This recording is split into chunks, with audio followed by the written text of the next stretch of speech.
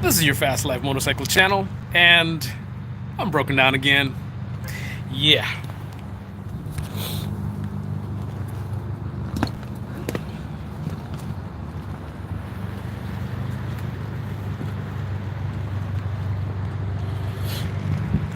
So, the plan was to go to Cape Cod today, and did not quite work out. I think I rode maybe I would say 40, 50 miles today. And it was good. I was enjoying it, having a great time. And then I was wrapping it up for the night and going to head to Cape Cod. I think I made it a mile to get on the highway to head out. And by the way, a critical detail, I just picked this up from the shop. I dropped it off at New Haven Power Sports. The idea was, you guys know I had the issue in Georgia where it had broken down. I was given assurances that whatever problems that happened before were fixed, but I wanted to play it safe, so take it to a shop, have them check it out, make sure there's no issues I need to be aware of, and I just picked it up today. They said everything looks good. Did 40 miles of riding on it, and then I did a mile getting to the highway. Supposed to be heading up to Cape Cod, and then all of a sudden I noticed that it was hard to get in neutral, hard to get in the first gear, and then when you're at the light and you have the clutch lever squeezed all the way, the bike is still moving. Yeah, and then when I was getting on the highway, I realized I couldn't change gears. I couldn't get into other gears. I was like stuck in first pretty much. So anyway, this is what I found. So I think I'll be able, first of all, my trip is canceled at this point. Great weather. I was looking forward to it. And that's all down the drain at this point. I did enjoy the riding that I did get done so far, but I'm playing it safe. If I'm already broken down, I'm not gonna go all the way in the middle of nowhere. Georgia, yeah, I had enough fun in Georgia. Anyway, so there's the adjuster, and it's currently in setting 1. Now, if you move it to 1 1/4, basically the problem that was happening before will happen again. So 1 all the way down is the only setting where I can put the clutch, I can squeeze the clutch lever all the way, and it'll be fully disengaged. 1 1/4 and pretty much any other higher number, and it's going to be constantly engaged.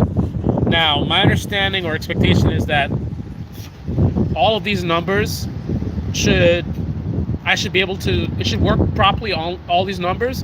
All this should be doing is adjusting where the friction zone is. That's my expectation. I've never worked with a hydraulic clutch before, so I may be wrong in that, but that's my expectation. So it's a matter of how far out before it engages, and that's what these numbers are. But if 1 all the way is the only setting that works, and I move it 1/4 up and it's already bad, then that means all this levels of adjustment are no longer available. Now, I think I did notice this thing, it can spin beyond the numbers. So maybe I'll try to, I don't know, maybe it's overwound or something. I don't know if I spin it backwards. I don't even want to really mess with it. Anyway, so I'm canceling the whole going to Cape Cod thing, playing it safe. I am just going to call it a night. Hopefully I can even make it home. I mean, as it stands right now, it should be fine. The thing is, will it move while I'm riding? Will it move back into the position where it doesn't work? So, this is another Ducati adventure. Oh, wait a minute, it's Kawasaki. So, is this a life lesson? I mean, normally, I would certainly not advise anyone purchasing a bike that may have been raced in any way. Ideally, you want to buy a new one, or you want to buy something from a social rider who hasn't put a lot of miles on it, hasn't really, been really taking care of the bike. But, I made an exception because, the person who sold me the bike is, a legend. And I just sort of, I don't know. I made an exception, and it's just not been a good deal at all. Not been a good deal for me, which is a shame because I love the bike. The bike is an amazing machine. I don't know. Has it been sitting for too long? What's the maintenance been on it? Has it been pushed too hard? I don't know. Really don't know. But this is the one exception I've made. Like I generally, because I mean, come on, you guys know I know better than that. I would normally, everyone knows that you don't buy a bike that's been modified. You don't buy a bike that's been raced, or you have a suspicion that it's been raced. Same thing with cars. But I don't know. I mean, if you're you have a world-renowned, let's see, the guy who knows the Supra the best. This is a legend Supra guy. You can call him Mr. Supra. Would you buy a Supra from a guy who races if that guy is Mr. Supra? I don't mean just Mr. Supra in terms of he's good or whatever. I mean official.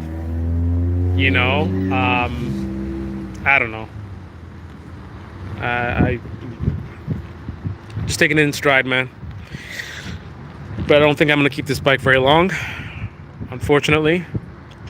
Because I love to do long trips. I love to go, like I was gonna go to Cape Cod on a whim.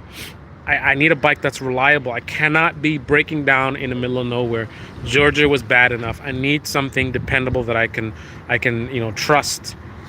Like today, this whole situation was bad. I'm out here.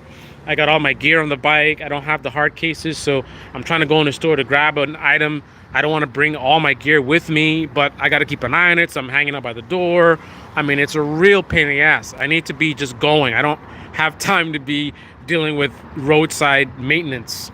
You know what I mean? Like when I'm traveling without a hard case set up or something, like really, I need to get a hard case. Really is what it is. But I don't really think I want to invest in this bike right now.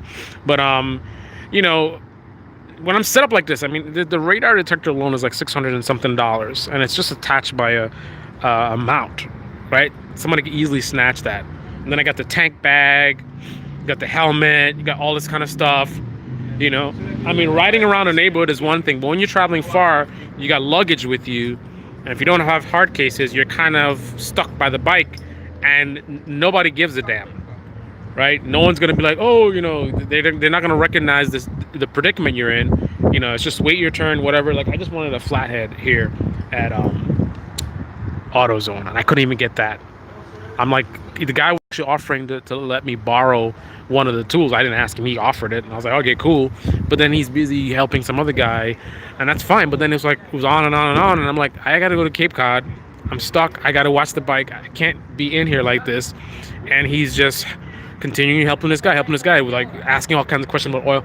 I just screwdriver. Then I was like, I want to buy one, and they're like, oh, the flathead's over there. I go there, I don't see any. No one will help me. And again, it's like my stuff is outside. It's just I'm running back and forth. It's just crazy. Do you get What's your up? screwdriver? Nah, I just bought one over there. Yeah. Thank you, man. Appreciate it. So it's just a little bit out of control. But I'm gonna call it a night. Interestingly enough, I'm pretty far from New York City, so it might be a similar distance going home than going to Cape Cod. But at least going home, at least I'll be home.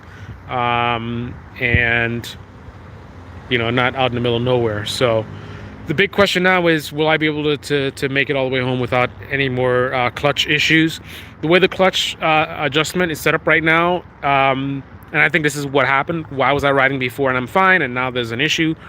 Remember, the lowest setting is the only setting that works, and if you go 1 1/4 from that setting, then you will not be able to disengage the clutch. So what that tells me is it's sensitive. I shouldn't say sensitive, but it's vulnerable, because if you touch that dial just a little bit, you're going to have the same problem that I just had. So that's probably what happened. I probably touched this, because that's got like less than a millimeter of play before it's a problem. So I'm just hoping that the lowest setting I have it on can be maintained all the way home, because otherwise I can't change gears. It's mostly highway, so maybe, I don't really need to change gears. I'll just have to be at 8,000 RPM the whole way and stay in first gear. I'm pretty sure I can do 100 in first gear, so I'll be fine without changing gears. What'll be a pain in the butt is if I have to go through locals, stop and go, and I can't get it to disengage. That's going to be a problem. Anyway, let me get going. It's getting late. I was hoping to get some really cool videos for you guys coming back from Cape Cod tomorrow, but unfortunately it's not meant to be. But it is what it is. See Kim, what up?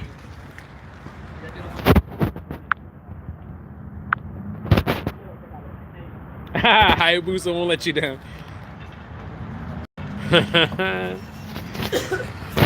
I don't know. Abused, neglected. I don't know. But not a good deal. All right, guys.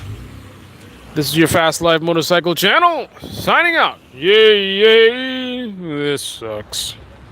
Wah, wah, wah.